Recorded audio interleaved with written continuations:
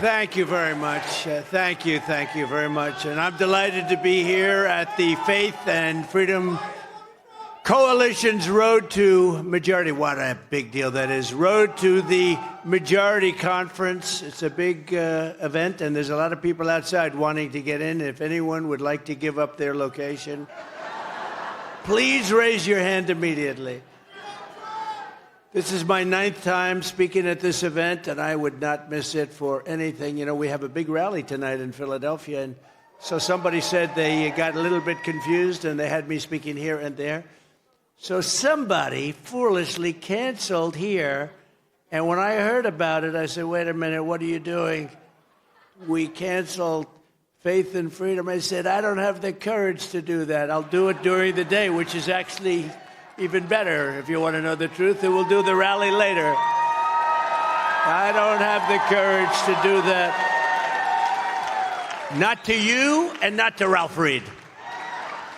But I want to thank Ralph Reed for his extraordinary leadership, along with Executive Director Tim Head, great people. Thanks also to Congressman, he's fantastic, Barry Loudermilk. He's here someplace.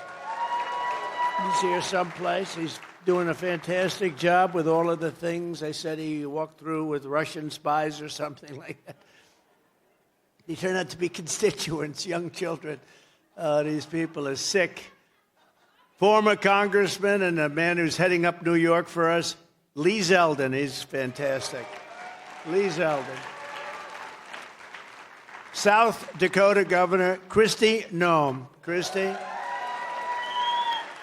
Thank you, Kristi. Great. Thank you, darling. RNC Chairman Michael Whatley. He's doing a great job. Although I'll tell you about that right after the 5th. I'll tell you about the 6th. But I think he will be incredible. He comes from good stock. Comes from North Carolina, and they didn't have any votes stolen in North Carolina. That's why I said he's the guy. He watched that voter fraud more than anybody. A friend of mine, a man who got me involved in this whole deal, not this one, I mean like 8 years ago, he thought we could do something, and we played around with it, and I said one day, let's go, Corey, let's go, let's do it. Corey Lewandowski. Thank you, Corey. Thank you. He's a good man. Dr. Alveda King, who's a friend of mine for a long time. I can't see with these lights. These lights are blinding. I can't see anybody. I just know there are a lot of people in this room. But they happen to have the lights in a nice angle. It's just perfect. I can't see a person here. Nobody's going to be watching the debate on Thursday night, right? Nobody? Will anybody be watching?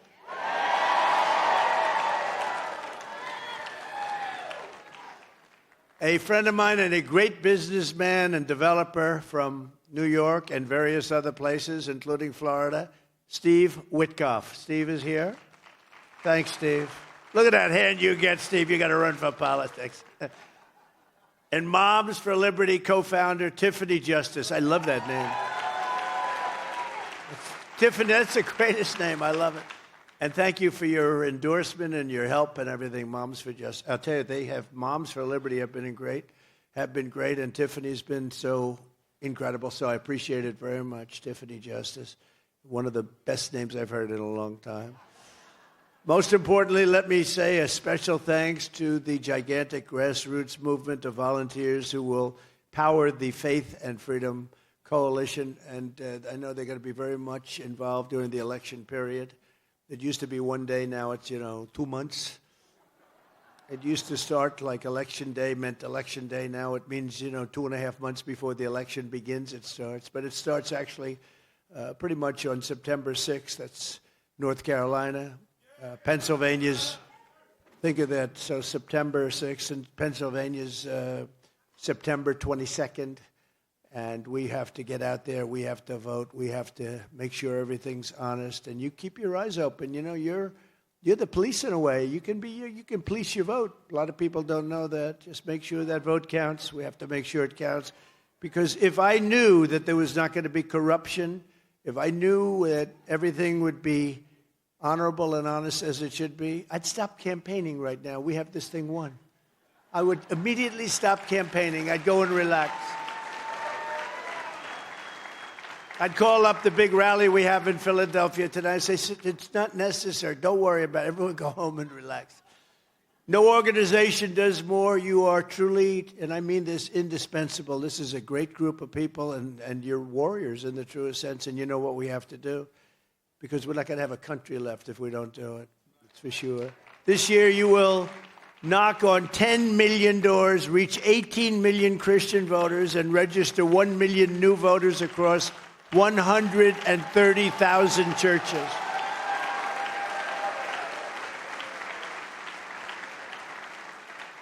And I hope you can put the lock boxes in the churches, because that's what you should be doing. You should have lock boxes. You know, these boxes that they cheat with so badly.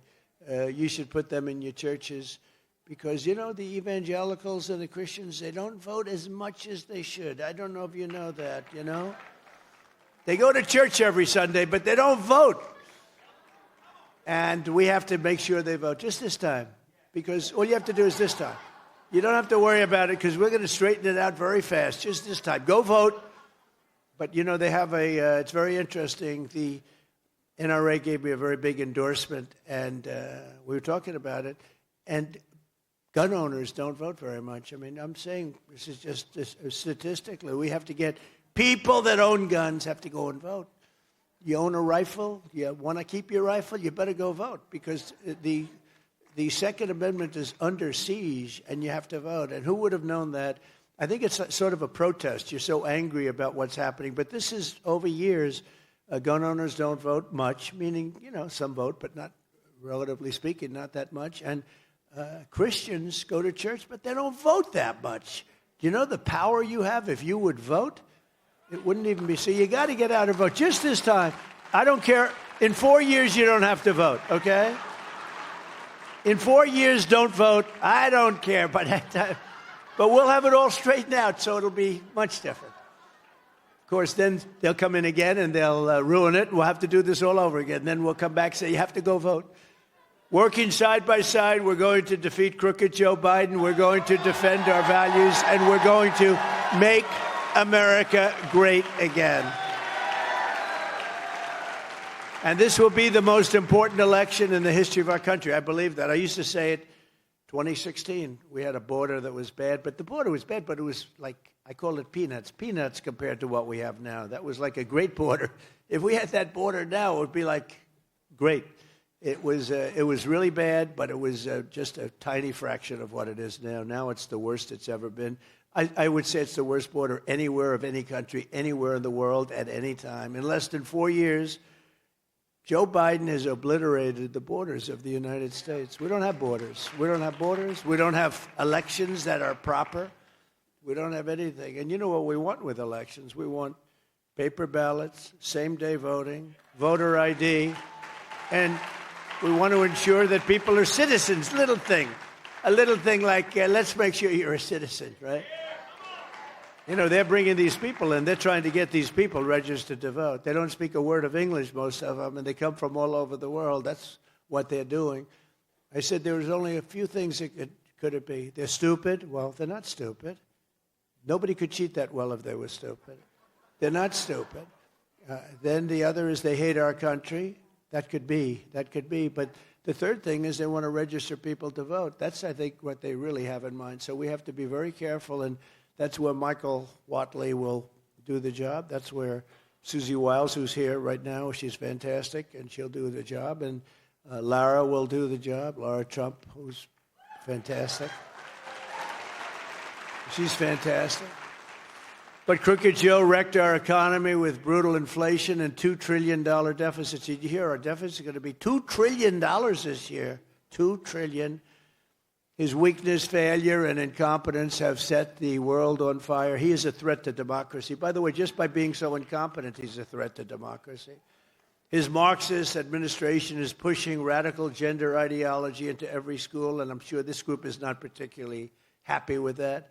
And Crooked Joe has demonstrated an amazing ability to demolish the rule of law by arresting political opponents, dissidents, Christians, pro-life activists like a third world dictator would do. It's a disgrace what's happened to our country in such a short period of time, 3.5 years.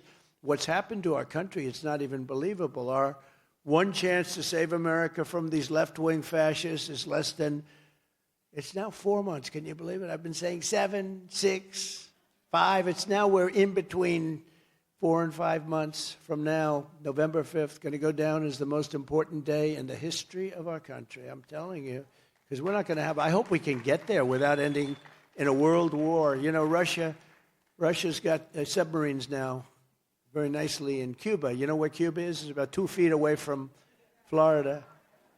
No, they've got ships there. And they're talking about, you know, going after Russia in Ukraine and giving them authorization to go after Russia. You know, where's this thing going to? And I've said it, I will get that war solved. If there's anything left, I'll get it solved as president-elect before I ever get into the White House. But we need Christian voters to turn out in the largest numbers ever to tell crooked Joe Biden, Joe, the apprentice, Joe, you're fired. You're fired, Joe. Get out of here, Joe. You're no good. You've been the worst president ever. You're fired, Joe. Get out. No, worst president in the history of our country. As you know, the radical left is trying to shame Christians, silence you, demoralize you, and they want to keep you out of politics. They don't want you to vote. That's why you have to vote. They're counting on you now. Because if you vote, no, we cannot lose. They don't want you to vote.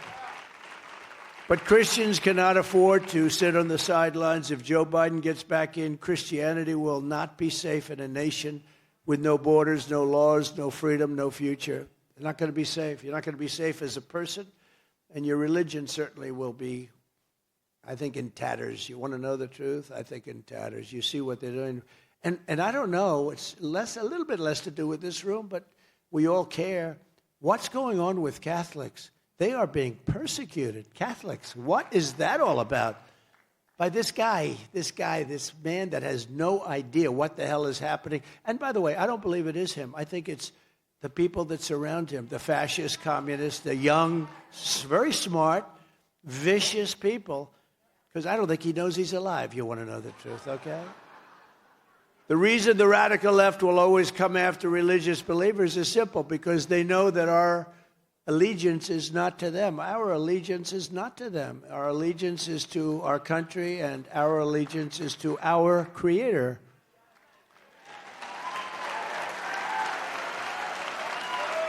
And we do not answer to the bureaucrats in Washington.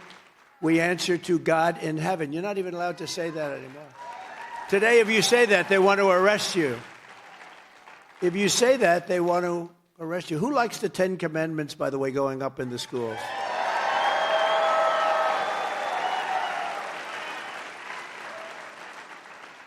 They think it's such a bad thing. I said, has anyone read the thou shalt not steal, has anybody read this incredible stuff? It's just incredible. They don't want it to go up. It's a crazy world, you know, a crazy world. Things. Who would think that somebody would want open borders where people flood in by the millions from all over the world, from prisons and from mental institutions, and a lot of terrorists in record numbers. Nobody's seen anything like it. Who would think that's good? Who would think that, you know, like a little thing, it's so embarrassing even have to say it, but I say it because it's a big political deal. Who would think that men playing in women's sports is okay? Who would think that? I have to say it. Who would think it?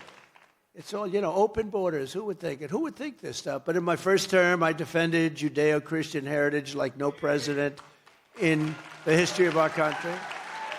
And with your help, I will continue to fight for our values and our civilization for 4 more years in the White House. We're going to straighten it out. We're going to straighten it out fast. It's going to go fast. The hardest thing to do is we have probably close to 20 million people that came in from all parts of the world, and they're going to have to be gone. They came in illegally. Many, many people coming in from prisons and mental institutions. They came in, from, I say prisons and jails because there is a slight difference. I say mental institutions and insane asylums because actually there's more than a slight difference, right? Whenever I say Silence of the Lamb, the fake news back there, they say, oh, he's talking about He's talking about Silence of the Lamb. And I say, the late, great Hannibal Lecter. Oh, he likes Hannibal Lecter. No, they're crazy. When I imitate Joe Biden can't get off a stage, I walk into a wall purposely. I walk in like that wall. Oh, that's perfect. Sometimes they don't have a wall. You're freestanding. It doesn't. But I imitate him, and I walk into a wall, and the next day they write, Donald Trump could not find his way off the stage. No. So I don't even do it anymore. These are crooked people.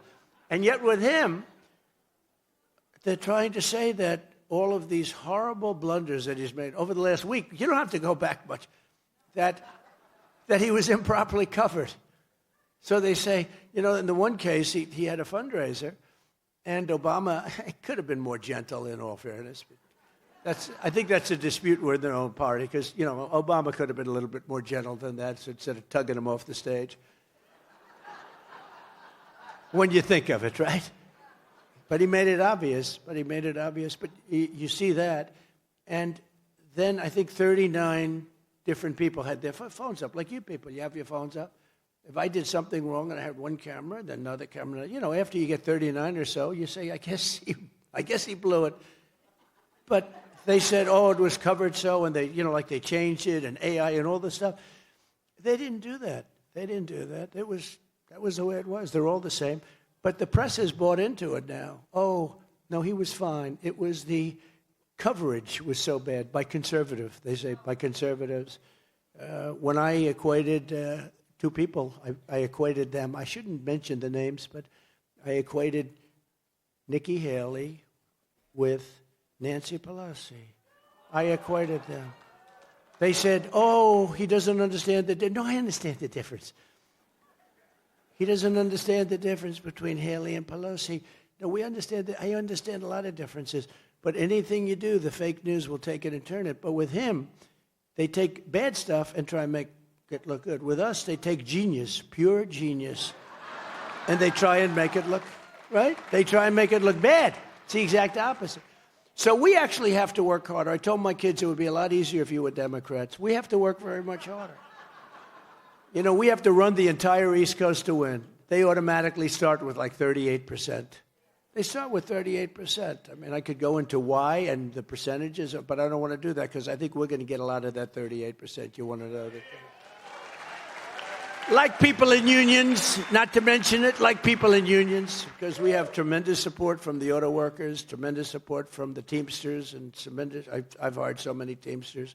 Concrete in New York, it's all delivered by Teamsters. They do a great job.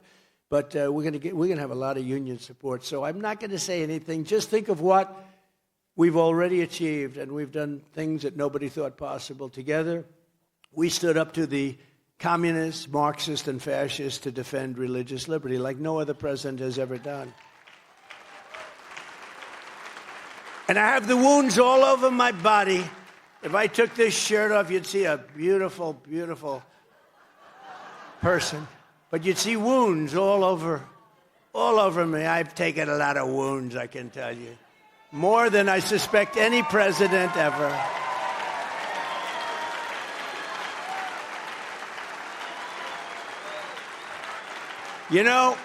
In history, and I've read, I love this stuff, but in history, they say Andrew Jackson was treated the worst, President Andrew Jackson. He was a great general and a very good president. And Abraham Lincoln was second worst. Now, he had a civil war, so, you sort of think that was understood. And now they're rewriting the books. Trump was treated the worst, Andrew Jackson second, and Abraham Lincoln third. But I definitely took top spot. I took top spot. And I'm honored to do it. And here we are looking for more. How about that? I could right now be home. I wouldn't be in court. I wouldn't be in courts all over the land. All started by crooked Joe Biden and his group of thugs. We restored the conscience, rights, and all of the things that we've done for doctors, nurses, teachers, and faith groups like the Little Sisters of the Poor. We came to their defense. I stopped the IRS from using the Johnson Amendment to interfere with pastors' freedom of speech and all religious leaders, pastors, not only pastors.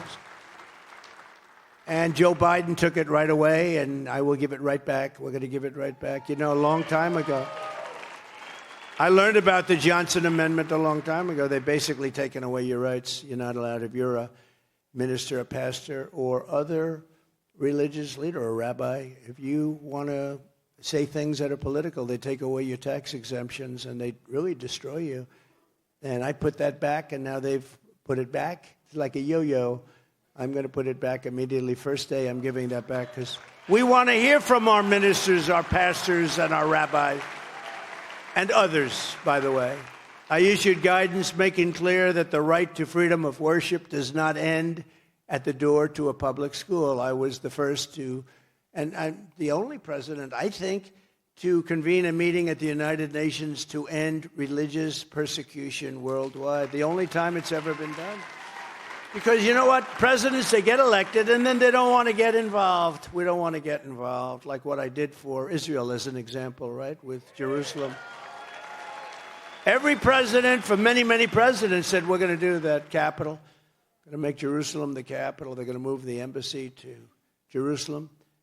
And nobody did it. And I understood why, because once I got there, I had more pressure put on me from other countries. Please don't do it. Please don't do it. I did it.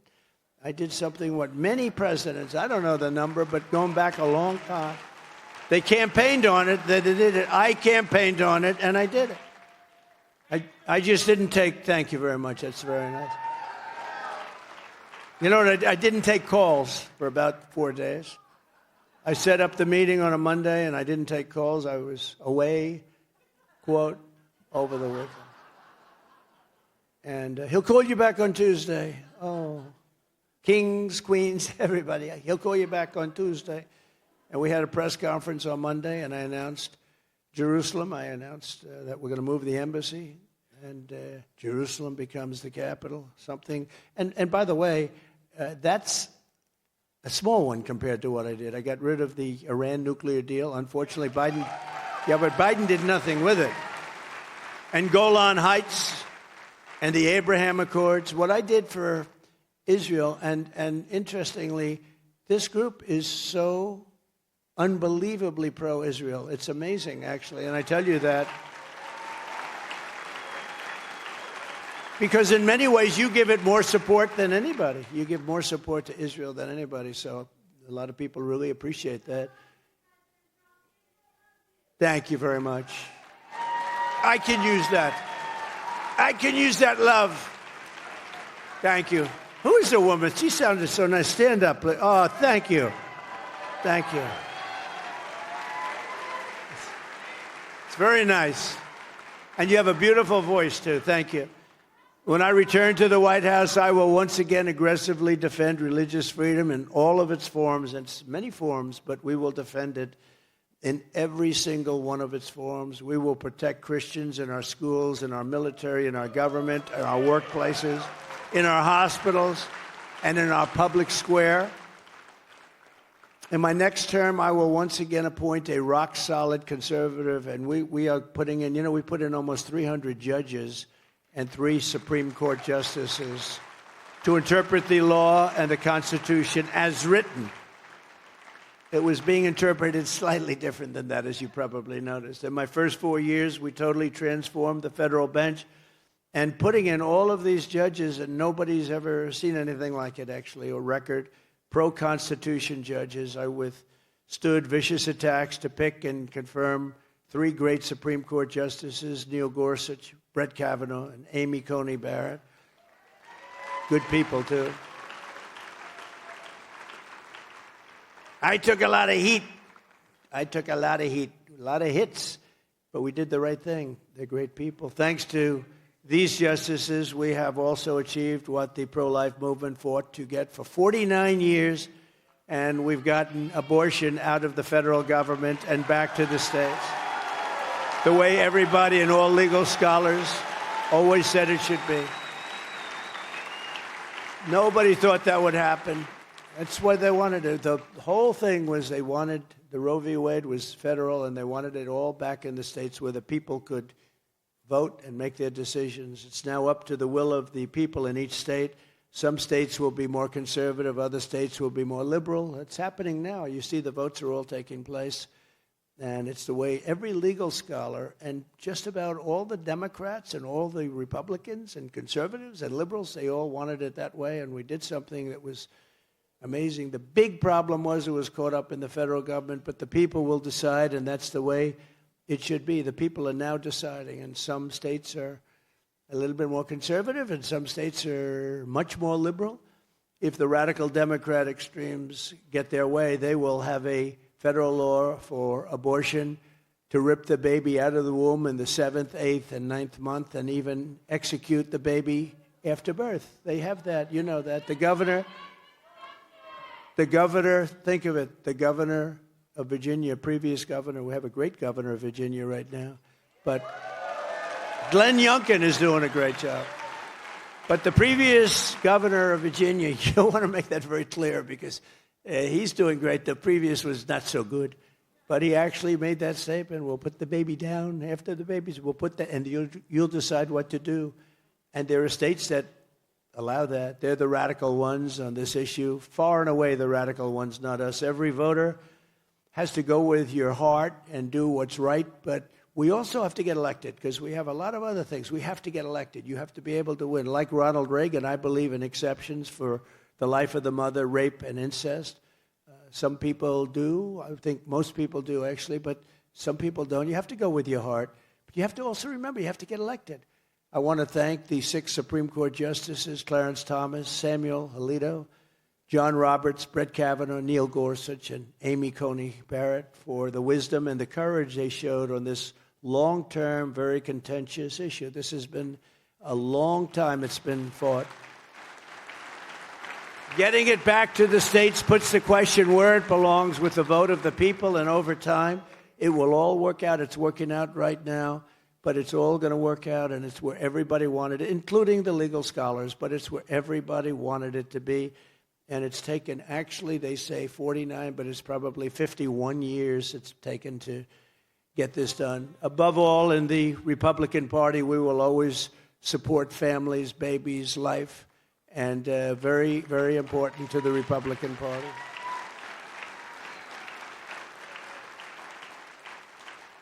By contrast, Joe Biden is weaponizing the Justice Department to viciously persecute pro-life activists and Americans of faith. Just last month, the Biden DOJ got Paula Harlow, a 75-year-old woman in poor health, sentenced to 2 years in prison for singing outside of a class. She was singing, actually, a beautiful voice. She was singing beautifully outside of a clinic. And fearing she would die in prison, her husband pleaded with the judge for mercy and even asked to be thrown in prison with his wife. And the judge responded by mocking their religion. He was mocking their religion. I wonder who that judge is. Paul is one of many peaceful pro-lifers who Joe Biden has rounded up, sometimes with SWAT teams, and thrown them in jail. Many people are in jail over this. This is just crazy. We're going to get that taken care of immediately, first day. Immediately.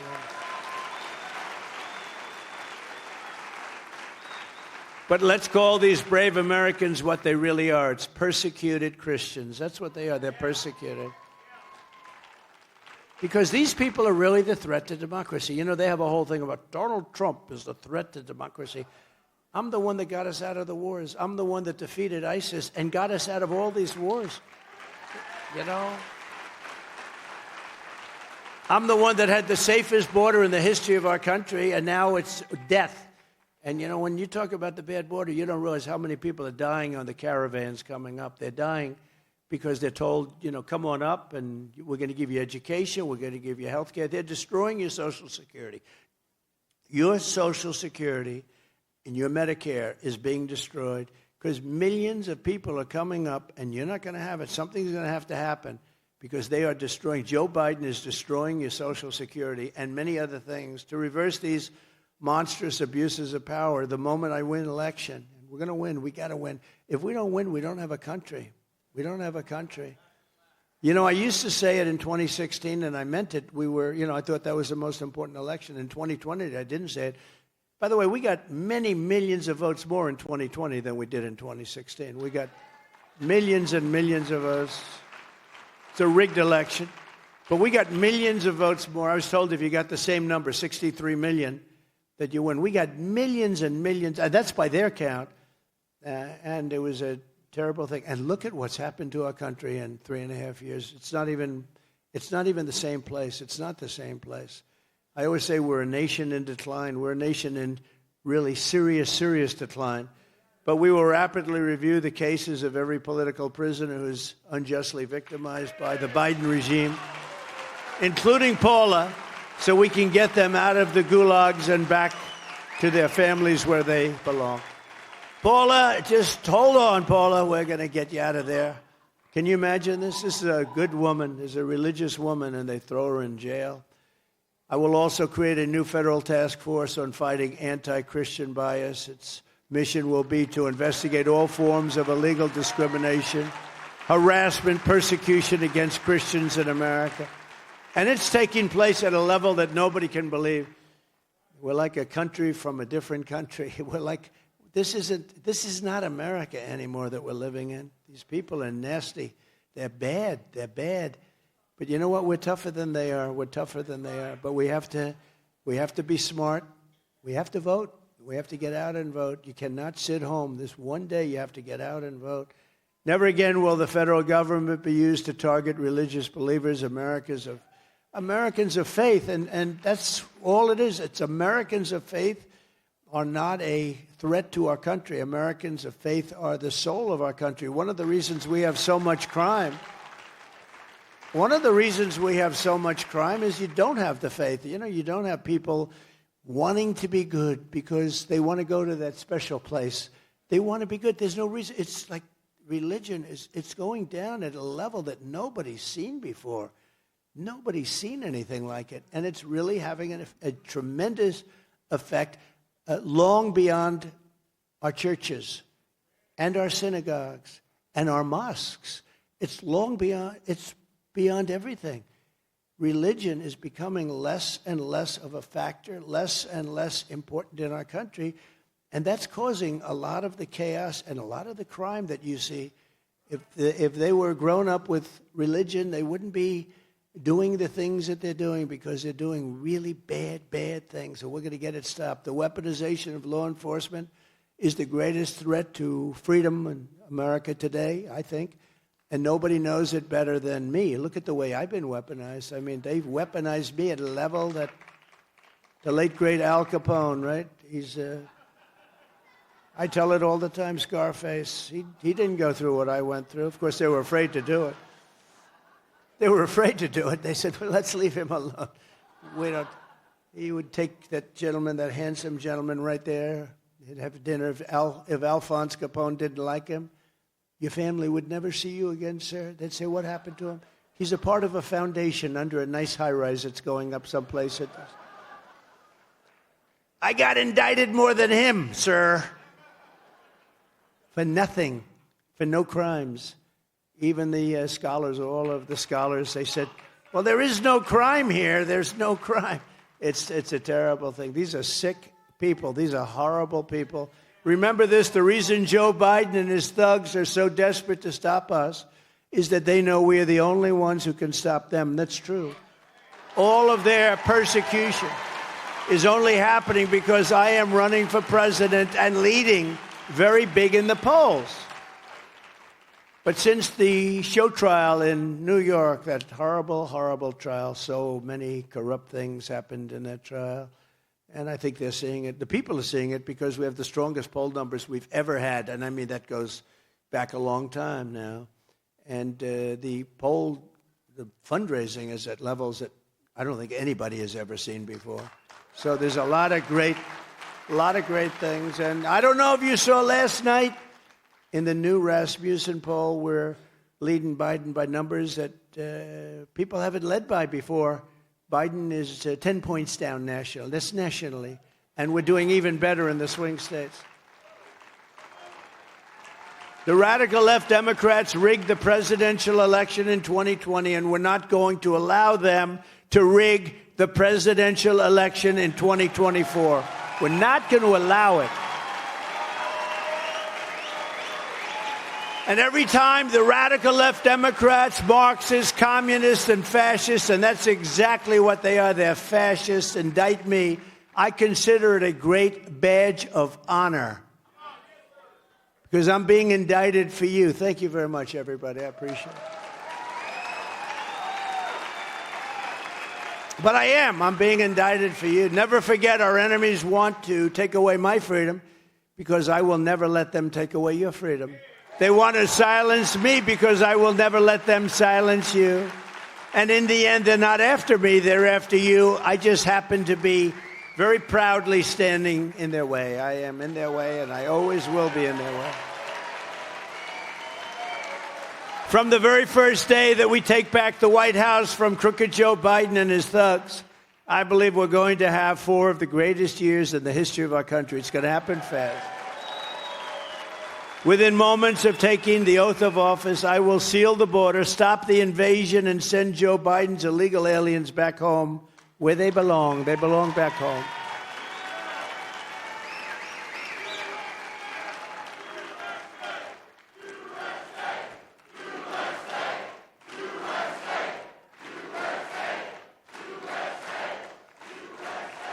Don't give me any of that, USA. Go out and vote. That's all I ask.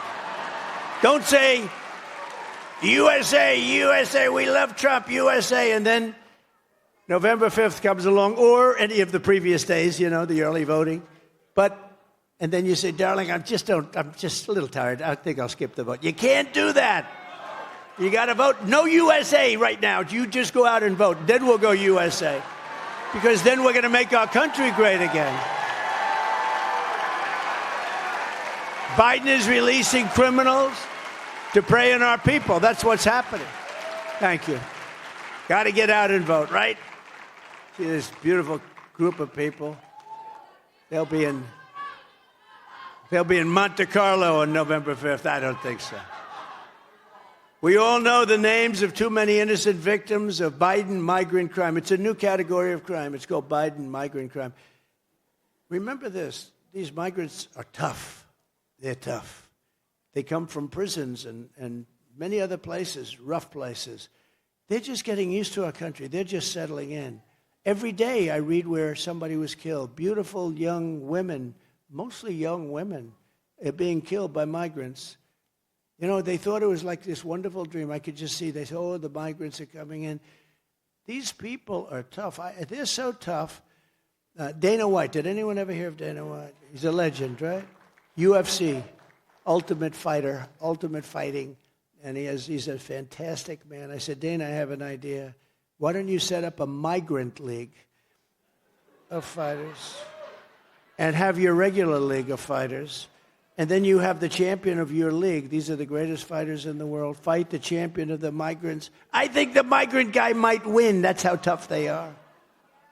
He didn't like that idea too much, but actually it's not the worst idea I've ever had. No, it's these are tough people. These people are tough and they're nasty, mean. It's incredible that they come totally unchecked. But we all know the names of too many innocent victims of the Biden migrant crime. Laken Riley. And, you know, Biden was unable to pronounce her name. Called her Lincoln Riley. And this was right after. How terrible is that, though? Rachel Morin, who I just spoke to, the mother, is so great. I also met the parents I met the parents of many of the people that died. Met the parents of the soldiers that died so horribly in Afghanistan. But I met Laken's parents, and these are just incredible people. Their lives, I don't know what they're going to do. Their lives have been shattered. Nothing worse than that. It's so out of order. It's so out of order. Just the devastation. I spoke yesterday with Patricia, and it's just to hear her talk is just, I don't know. I don't know if you recover from it. They say time. It should never happen. Would have never happened with us. We had a strong border. We had the strongest border in history. And just this week, 12-year-old Jocelyn Nunguri found strangled to death and dumped in a creek in Houston, allegedly murdered by 2 recent illegal border crossers from Venezuela, viciously murdered. These monsters should never have been in our country, and if I were president, they would not have been in our country. We had a strong border. We had strong protection. And we had very strong protection. You know, in Venezuela, we just mentioned these monsters from Venezuela. In Venezuela, their crime is down 72%. Can you believe it? So I'm going to talk to Ralph Reed, and next year we're going to hold Faith and Freedom in Venezuela where we can be safe. Ralph, can we do that, Ralph? Yes. Ralph said yes. No, think of it. They're sending all their killers, their murderers, their prisoners, they're sending drug dealers, gang lords, gangs. They're sending them to the United States. We're like a dumping ground. And that's the whole world, not just Venezuela. And you take a look at prison population all over the world. It's way down. Everyone says, I wonder why. It's not because they're behaving, because they're sending them into our country. And again, they're just getting comfortable now. They're going to start hitting us very hard. These people are bad. And that this can be allowed to happen. We have an incompetent president. We have a president who's got a very low IQ. And that was in good times. That was 25 years ago. Today he doesn't even register. It's ridiculous. When they say I have a friend, he's a Democrat, but he's not. He's a Democrat. Can't help it. That's the way he grew up. But he said to me, I don't understand it. You got a poll saying you're up 10 points.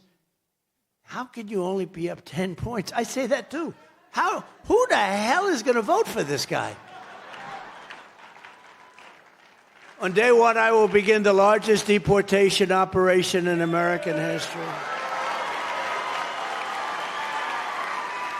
Biden's border invasion is also a grave threat to, and as I said, Medicare and Social Security is under watch.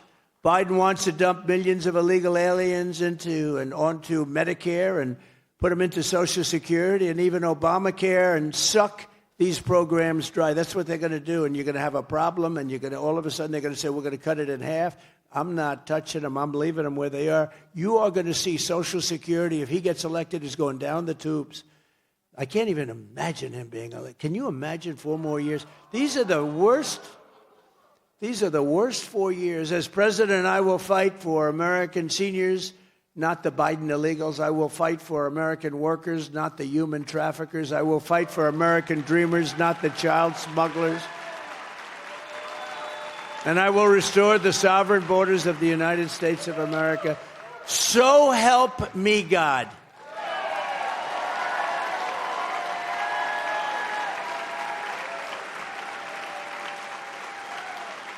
You know, they don't want you to say, so help me God. You know that. It's under siege, right? So help me God. If you say, so help me, we don't want you to say that. How about, in God we trust? They want it taken down. How about George Washington High School? We want the name removed from that high school.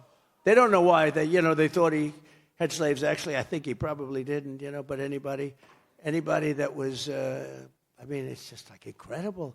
Changing the name of we won world wars from those forts. Fort Bragg. So many of the forts, we won world wars. We dominated. We saved the world from those forts. And now they decide to take the names off. And wait till you see ultimately what happens with those names. I call it a transition, like transitioning. They have a transition name before they name it. The Reverend Al Sharpton Fort. Fort Al Sharpton. Now you can just imagine. You can just imagine. But this is a transition. They've done a couple of transitions. These people they're sick. They're sick. As president, I will not cut 1 penny from Social Security or Medicare. I kept that promise for 4 straight years, and I will keep it again. By contrast, Joe Biden has cut Medicare Advantage payments. You don't even know this. For 2 straight years, a total betrayal of seniors. Senior citizens, he's cut your Advantage payments for 2 years, and nobody knows it.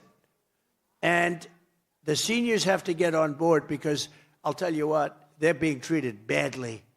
The military is being treated badly. Our vets are being treated the worst of all. How about our vets? They're laying in streets. You know, I had the highest approval rating for a president ever with the Veterans Administration. Now it's one of the lowest ever. What I did was incredible. Like no long waits. If you have to wait a long time, you go get a private doctor, we pay for it. People were waiting 3-4 months to get, people were becoming terminally ill waiting. Also firing civil service and other workers that were sadists and crooks, but they were sadists. They were beating up our soldiers in their not prime time. In prime time, they wouldn't be able to do it. They'd get their ass handed to them, right? But they were not doing it in, think of it, they were not treating our soldiers right. And I got it. And you couldn't fire them because under civil service rules, you cannot fire anybody. They had one in Arizona. They caught him stealing $400,000. They caught him cold. He admitted everything. They couldn't fire him. They could do everything, but they couldn't fire him. Stole $400,000. But they were beating up our soldiers. They were sadists. And I got the right to fire them through Congress. It had to go through Congress. Both of them had to go through Congress. Choice had to go through Congress. So we got him choice all right. And I'll tell you, the number of people that were saved, I got the highest rating ever, 92%. Think of this. So now it's down to 40%. They ended all of this stuff. Why would they end it? They hate our country, and they hate our military. They hate our veterans. They hate our soldiers. Biden, and they made up a story about me with suckers and losers. They made up this story about me looking down at graves saying, sucker, they make it up, suckers and losers. Who would, surrounded by military people. There's nobody that's stupid enough to make that statement. Think of it. And I was president. I would have said that would have been justified for somebody to start taking swings at me as president. But they made it up. It's a phrase that was totally made up by a third-rate magazine that's going out of business, losing a fortune. I think it was The Atlantic, a magazine that nobody reads. They got lucky. They got some sucker to fund it for a little while. Some stupid sucker. Her husband's looking down. Her former husband is looking down. He's saying, you dumb, I should have never.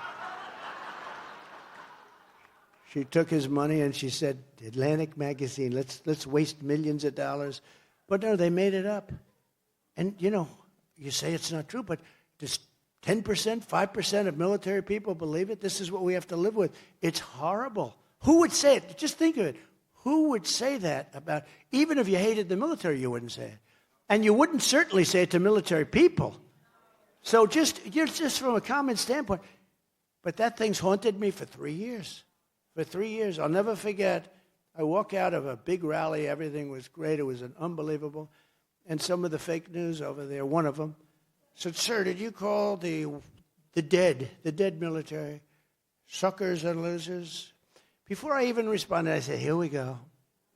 Because who would do such a thing? And I'm the exact, I rebuilt our military. I was better than any president ever to our military. They'll say anything. Just like they try and now say with Biden, with cheap fakes or whatever they call it. Just what they made up a name. They're saying he was perfect, all these things when he sat down because he had obviously a problem. In Normandy, do you think that Macron was impressed? Macron's an elegant guy, smart. He's at the top of his game. I don't think he was too impressed. But just like the other day, as I said with Obama, or any one of the other times, oh, it was fake reporting by the conservative media. It wasn't fake reporting. It was just there. It was just there. But they made up a suckers and losers statement so terrible. And my stupid people, when I wanted to refute it, they said, sir, don't dignify it with a rebuttal. Refutal or a rebuttal? What the hell word would that be? Rebuttal? What they'll say, he didn't know, rebuttal or refutal, but they don't know either. Sir, it should not be dignified, sir. I said, well, I got to fight that. That's the worst thing you could probably say to me would be that. He said, sir, it's going nowhere. 3 years later, it still simmers. And you know what? Anybody in the military, now I fight. I talk about it all the time. Because it doesn't make sense. Nobody could say a thing like, you can't. Even if you hated the military, you couldn't say that because it would actually be dangerous. It would be it would be so bad. Nobody would say that. So now I speak about it all the time because these people are liars. They make it up. It's now on top of that, you have AI. On top of that, you now have AI to go along with that. So it's sort of a dangerous world out there. On day one, we will throw out Bidenomics and replace it with Baganomics quickly. Under Biden, the economy is in ruins. Inflation has cost the typical family $28,000. Think of that. The inflation is killing people. They make the same amount of money, or even if they made more, it doesn't matter. Inflation is destroying them. They can't buy anything anymore. I will end. I always say, I sort of have this little thing. I shouldn't show it. Maybe I should save it for the debate. Okay? Look, I'll save it. I'm going to do this because this is private. There's only about 400 press back there. Look, inflation, this is what it does to you. This is Tic Tac now. This is Tic Tac. Let's go. See? Look. It used to be that. That's what inflation. That's what inflation has done. That's what inflation has done. Glad everybody in this room has good eyes. But I will end the Biden inflation nightmare, and we will end it very quickly. I will stop Biden's trillions and trillions of dollars in wasteful spending and rapidly terminate the Green New Scam. It's one of the greatest scams in history. I will repeal Crooked Joe's insane electric. How about the electric vehicle mandate? And we will drill, baby, drill. All cars are going to be electric. They don't go far. They cost too much. And by the way, electric cars have a great place. They have a great place, but not a place for 100%. Maybe not a place for 10%. Whatever it is, they have a place. You can't go far. And they're going to all be made in China. They are expensive. Right now, you have hundreds of thousands. This is a great time to buy an electric car. You know why this? You know what? Do you ever notice the auto companies aren't upset about it? They're making cars that can't sell. They just can't sell. They have hundreds of thousands of them. You know why? Because we're spending trillions of dollars and giving them subsidy. So the auto companies don't care. Normally, they'd all be bankrupt if that were the case. They're making cars that can't sell. Now they want to make your army tanks all electric so that we can go into a community near you. No, we go into enemy territory. We blast the hell out of them, but we do it in an environmentally friendly way. No, do you ever? No, it's crazy. We make the greatest army tanks in the world. We make them in Ohio. We make them in Lima. I was the one, I stopped it. They said, sir, there's a plant that makes the army tank. The only plant we have that does it. And I was president-elect, and I was called by Jim Jordan, who's great. You know Jim Jordan from Ohio? And he said, could you take a look at it, sir, because I don't think you can replace it. So anyway, I went up, Lima. I went up, and I said, wow. This place is unbelievable. It makes army tanks. That's all they've done for years and years. They make the best tanks in the world.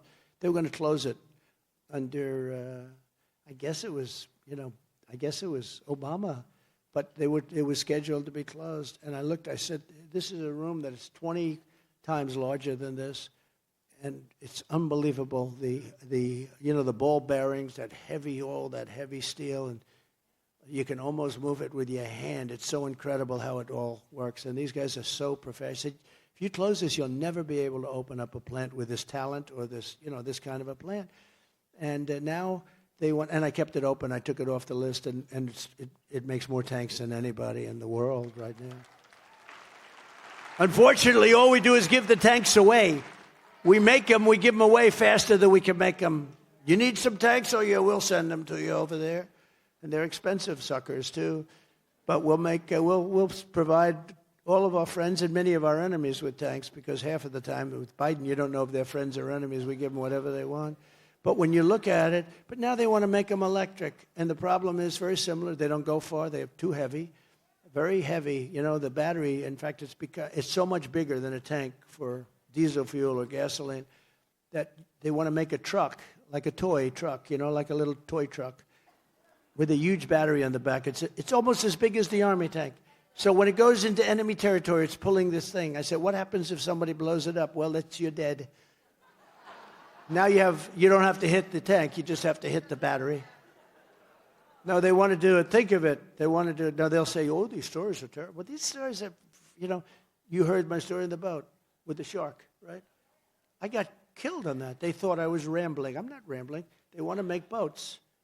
And they are demanding that they be all battery operated, all electric. And I was in South Carolina at this wonderful family boat yard. The big yard make a lot of boats, from 17, like fishing boats, 17 to 30 feet. And I said, how's everything going? No good. They want us to go all electric. I said, well, would that work? No, because it's so heavy we can't get the boat to float. The battery is so heavy. So then I start talking about asking questions, I had an uncle who was a great professor at MIT for many years, I think the longest tenure ever, very smart, had 3 different degrees. And, so I have an aptitude for things. There is such a thing as an aptitude. I said, well, what would happen if this boat is so heavy and started to sink and you're on the top of the boat? Do you get electrocuted or not? In other words, the boat is going down and you're on the top. Will the electric currents flow through the water and wipe you out? And let's say there's a shark about 10 yards over there. Would I have to immediately abandon, or could I ride the electric down? And I said, sir, nobody's ever asked us that question. But, sir, I don't know. I said, well, I want to know, because I guarantee you one thing. I don't care what happens. I'm staying with the electric. I'm not getting over with it. So I tell that story. It's, just funny. And the fake news, they go, he told this crazy story with electric. It's actually not crazy. It's sort of a smart story, right? It's sort of like, it's like the snake. It's a smart. When you figure what you're leaving in, right? You're bringing it in. The snake, right? The snake. And the snake, I tell that. And they do the same thing. What does a snake have to do with illegal immigration? Well, I think it has a lot to do with it, because that's exactly what you know what you get. And that's what we're getting. We're getting problems like you wouldn't believe, right? So they want to go all electric. They want to make our airplanes, our fighter jets, and electric, even though they're 18% less efficient. Now, the difference between 18% and 100% is the difference between being easily and immediately shot down or winning. They don't care. They don't care. And I say, why are they doing this? They're flying over enemy territory, and they don't want to affect the air. They're blowing the shit out of the place, but they don't want to. Think of it. They don't want to affect the air. They want it to be beautiful air, clean air and water. Boom, boom, boom. These people are stone cold crazy. And these idiots are running our government. They're running our government. I met with the truckers the other day. Big thing. I'm a big Roger Penske fan, right? I like Roger. He's won Indianapolis like 19 or 20 times. I'm a fan. But he owns trucks, and he was one of the guys there. And one of these people has 28,000 trucks. Think of that. I said, how many trucks do you have? 28,000, sir. I said, you got to be kidding. 28,000. And they're big ones, the 18-wheelers. They're big, big trucks. And they're really bothered. Oh, I'm solving their problem probably by doing this, because by everything I do, when I go out and favor something like no tax on tips. They haven't been able to do that because, they just set regulations that make it impossible for people that get tips to even live, to breathe. But no tax on tips, that's a big deal. Remember that, everybody? It's a big deal. I don't think they're going to be able to do that. I don't think they're going to be able to do it. They have been so vicious to these people. But now they'll soften up a lot just by my doing it. But I was with Roger Penske and these truckers. And they say the big problem is they want us to go all electric on our trucks. And I say, well, if you fill it up with diesel, and the big guy at the meeting that had this big monster company, think of it, 28, starts with one truck, and then he's got 28,000 trucks over many, many decades. And he said, sir, every single year I bought a truck. He used very foul language, but I won't do it because I promised Franklin Graham. Franklin Franklin wrote me a letter the other day. I watched your rally. I thought it was great. But honestly, Mr. President, it would have been much better if you didn't use foul language. And I said to myself, he's wrong about that, because sometimes for emphasis, I don't use real foul, but every once in a while I'll use a little word here or there, and not a particularly bad one. But I said to myself, I'm going to do it because I like him a lot. But he said, it's great, your stories are great, but you don't have to use. But sometimes there's no word that can describe it, right? I'm looking for a word, like when somebody tells tall tales, there's a certain word that starts with B, right? There's no word that I can find to replace, right? But I'm trying, Franklin. I'm trying.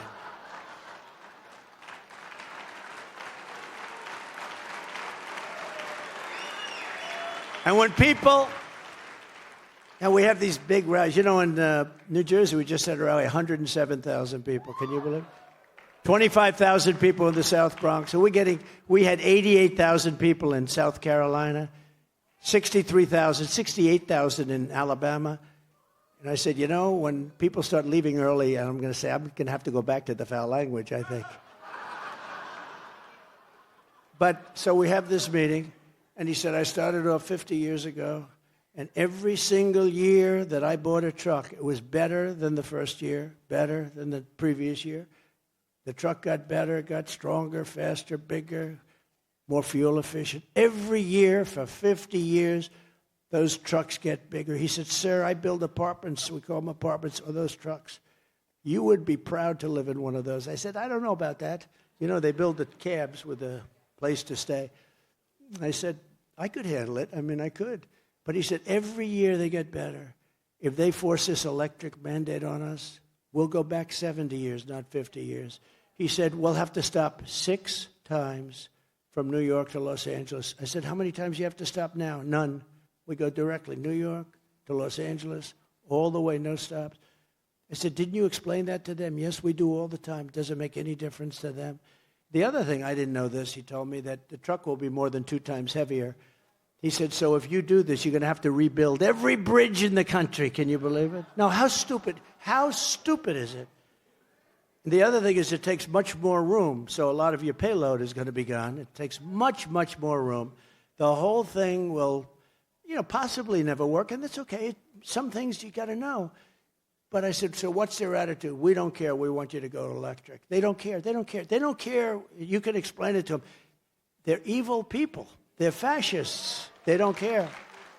Before I even arrive at the Oval Office, shortly after we win the presidency, we win. We are going to win, not me, we.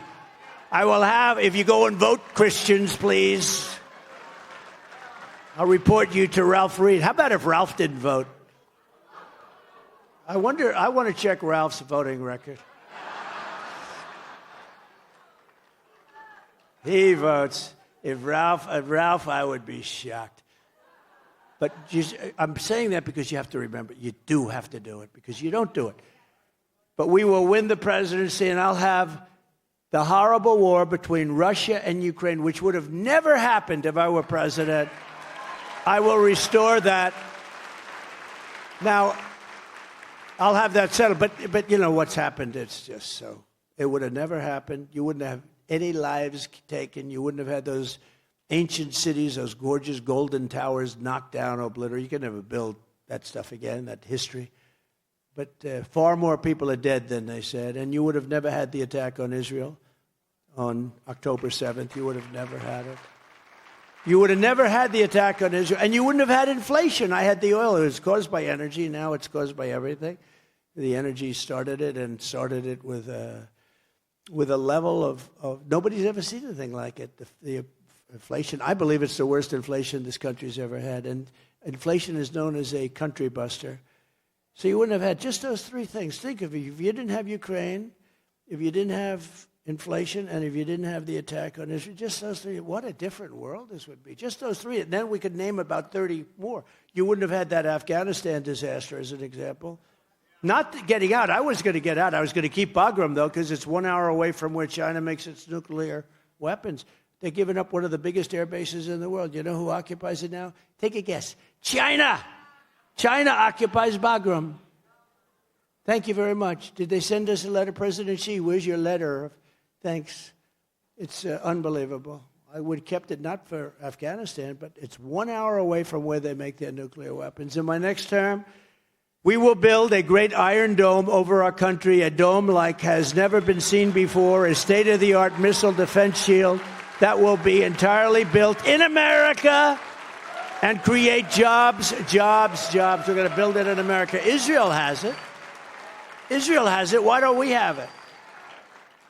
I mean, we're more of a target in many ways than Israel. Why don't we have it? And by the way, 300 missiles shot, only one got through, and that was wounded. It didn't hit its target. But so 300 missiles shot, and essentially none got through. It was. Why don't we have it?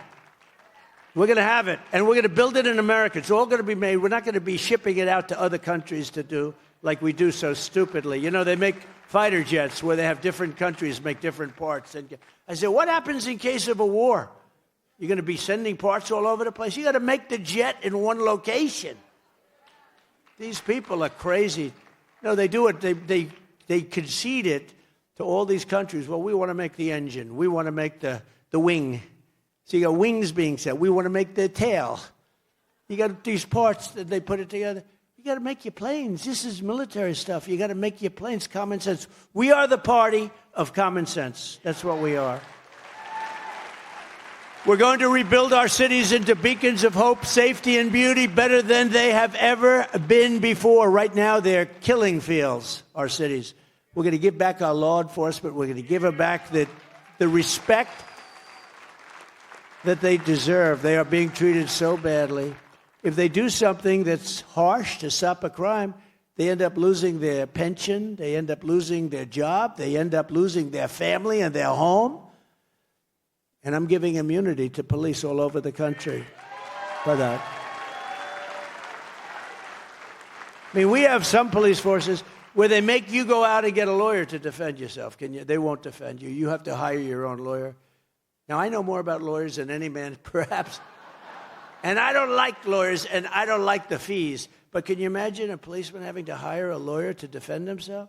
We are going to give immunity to police when they do their job. We will take over the horribly run capital of our nation in Washington, D.C. It is so badly run. And we will clean it, renovate it, and rebuild our capital city so that it is no longer a nightmare of murder and crime. We are going to have, look, they go down from places. I mean, think of it, what's happening here. They come from Iowa. They come from Idaho. Those are the two that Biden always gets confused. It's wonderful to be in Iowa, but he notices the fields are all potato fields. I didn't know they made so many potatoes in Iowa. The worst is when he said, it's great to be in Florida. And he's in Maine. You know, you're looking outside. It's freezing. It's great to be in Florida. I love the people of Florida. So much so that we're leading in Florida by about 17 points.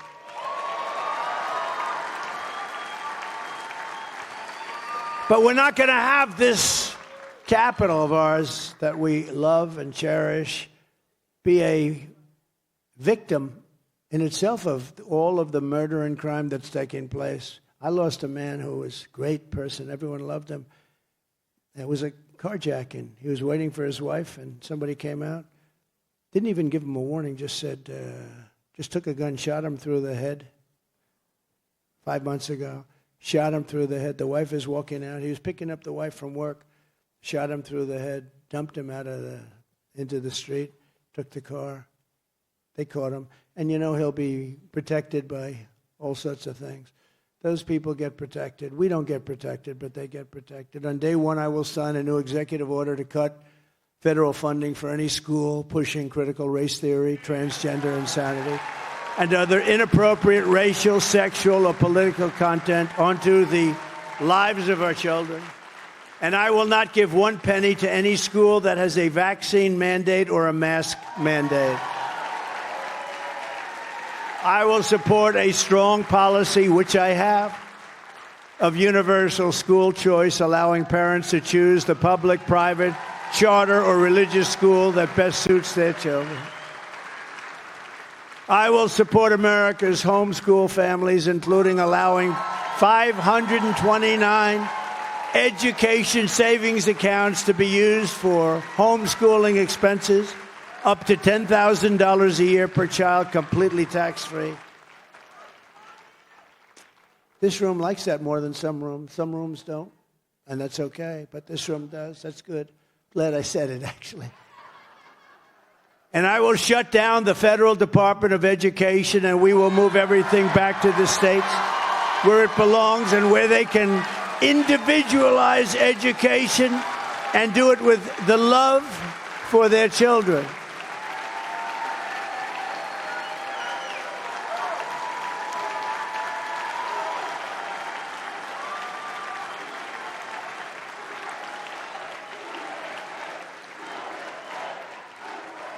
Thank you. Think of it. We spend more money per pupil than any country in the world. Vote. Oh, vote? Go ahead. Vote, vote, vote.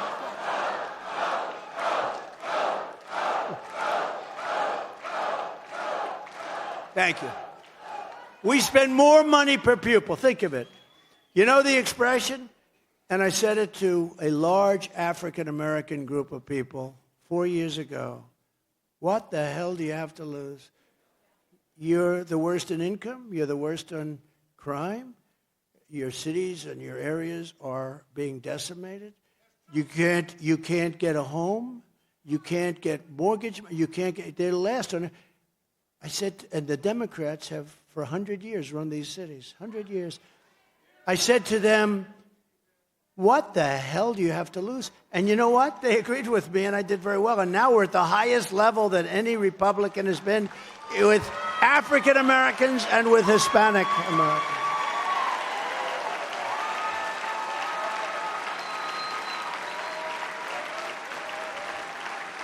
Now, I'm going over this list. Every single thing was bad. I said, what do you have to lose? But I say the same thing about the education. So we're last per pupil. We're last. We're at the bottom of the list in terms of the capabilities. 40 different countries. We're at the bottom of almost every list. But we're the top of the list in cost spent per pupil. We spend more money per pupil than any other country in the world, by far. And yet, we're last on the list in terms of, so what the hell do we have to lose? But I also know, like places like, go back to two I just mentioned, but look at Iowa, look at Idaho, look at some of these. You'll have some of the best school systems in the world. And you know what we'll do? We'll give them about half the money that we send them now. And for half the money, they'll have a lot of money left over. We'll cut our budget in half. And not everybody's going to be great. I mean, Gavin Newsom will not do a good job with education. So I don't expect that out of him. But I don't expect it out of certain other people. I don't want to mention too many people, but he'll do a horrible job, it won't be any worse than it is now. It can't get any worse. But many of the states, I would say I went over them, 40 of the 50 states will do much better. And I'll bet you 30 of the states will be phenomenal. It'll be like beautiful. It'll be like Norway. You know, Norway has a great education system.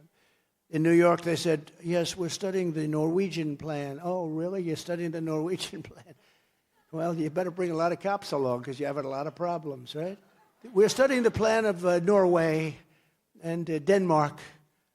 And actually, China is very high on the list. I mean, China's number 3 or 4 on the list. Think of it. Can you imagine that China is number 3 or 4 on the list?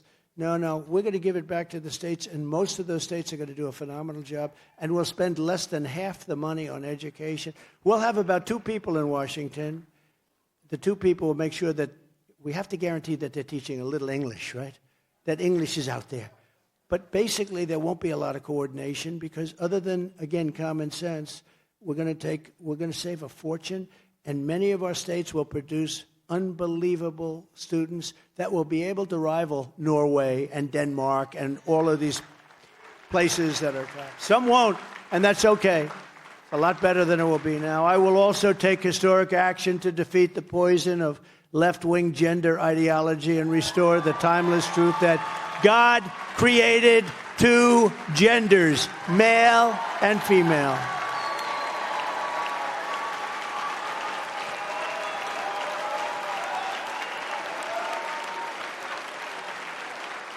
And I will immediately, on my first day, sign an executive order to keep men out of women's sports. That'll take about 10 minutes.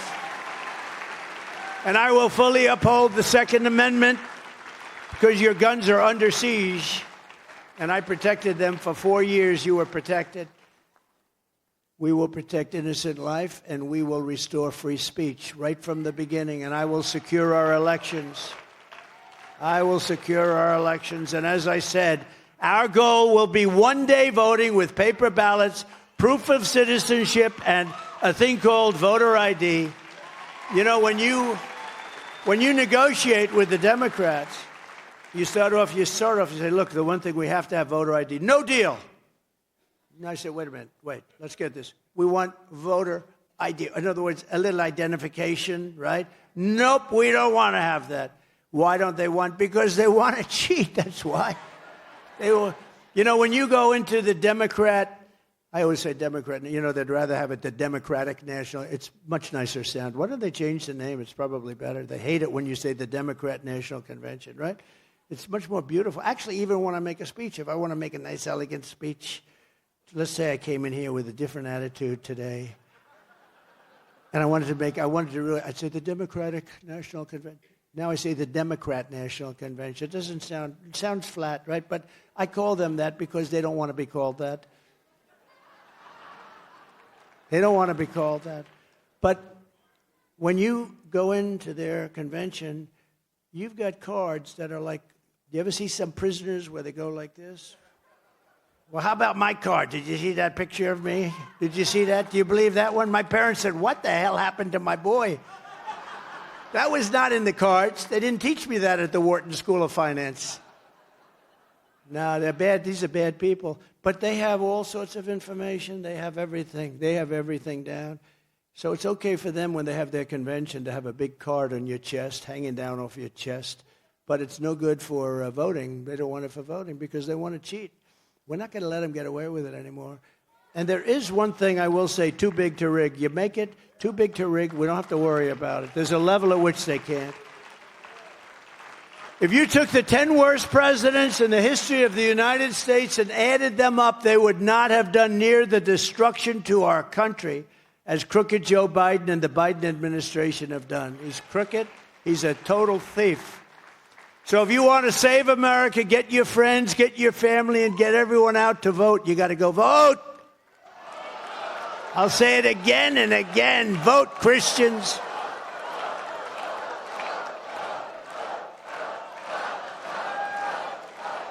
You got to vote. And do it early if you want. You know, do it early, just do it. You got to vote. And watch your vote, guard your vote, and follow your vote. Follow your vote. Michael Watley's doing a great job. He's here. Michael, thank you very much, Michael. Thank you. And if you want to volunteer to help us defend election integrity, sign up at protectthevote.com. I tell my people, I don't need any votes. We got all the votes we need. I don't need votes. All I want to do is make sure that we guard our vote. It's guard. We stop the steal, okay? You know, there's a lot of expressions. I want the vote guarded. I want the steal stopped because we don't need the votes. We have the votes. We have more votes than we need.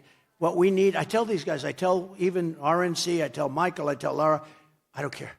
We have all the votes. What I don't want is those votes to disappear. They disappear. And new votes appear, brilliantly appear. That's what we have to do. If we do that, we have it made. If we don't do that, we're fools. Okay, we're fools. In conclusion, America has always been a nation won, built, and sustained by Americans of faith. So true. It was faith that led the Pilgrims to cross an ocean and settle this majestic continent. It was belief in our Creator that led the patriots to defend their liberties in the war for independence. It was belief in America's God-given destiny that pushed the pioneers to journey west. It was trust in God that led the generations of American believers to end slavery, defeat fascism and communism. And expand civil rights, and make this into the greatest and most exceptional nation in the history of the world. But now we are a nation in serious decline. We are a failing nation. We are a nation that has lost its confidence, willpower, and strength. We are a nation that has lost, quite simply, its way. But we are not going to allow this horror to continue. Less than 4 years ago, we were a great nation, and we will soon be a great nation again.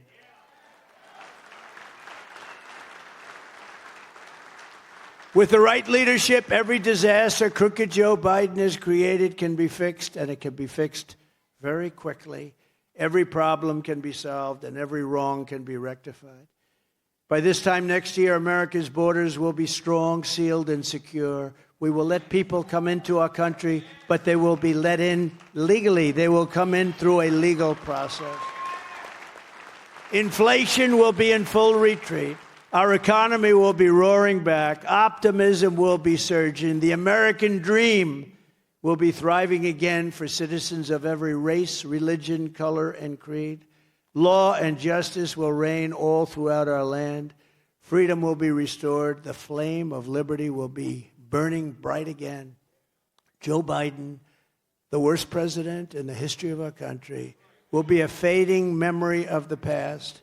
And our great silent majority, including the once forgotten men and women of our country, will be the ones shaping America's magnificent future when I am the 47th President of the United States.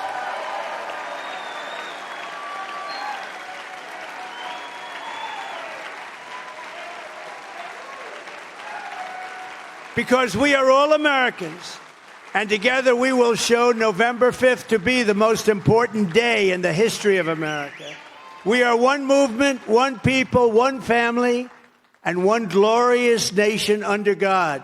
And together we will make America powerful again. We will make America wealthy again. We will make America strong again. We will make America proud again. We will make America safe again. We will make America free again. And we will make America great again. Thank you. Thank you very much. Faith and freedom. Ralph, thank you. God bless you all. God bless you.